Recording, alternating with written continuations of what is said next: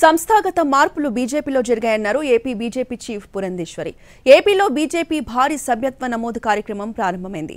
2019 తర్వాత మరలా ఇప్పుడు సభ్యత్వ నమోదు ఇంత పెద్దగా చేస్తున్నామన్నారామె.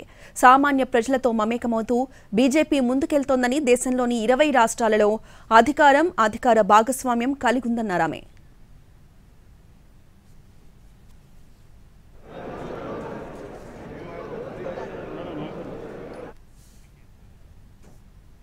ఏపీలో బీజేపీ భారీ సభ్యత్వ నమోదు కార్యక్రమం ప్రారంభమైంది.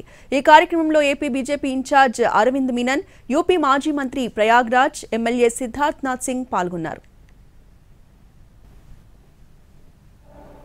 పరిపాలనలో భాగంగా మనం మళ్ళీ సభ్యత్వ నమోదుకి ప్రజల్లోకి వెళ్ళవలసినటువంటి అవసరం చాలా ఉంది.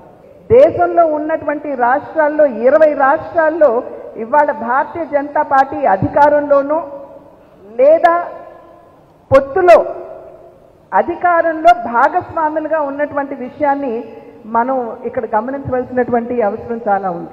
అది కేవలం నాయకుల యొక్క శ్రమ కాదు, కింద ఉన్నటువంటి కార్యకర్తల యొక్క పరిశ్రమ వలన మనం ఈ స్థాయికి చేరుకోగలిగాం అనేటువంటి విషయం ఇది నిర్వివాదాంశం.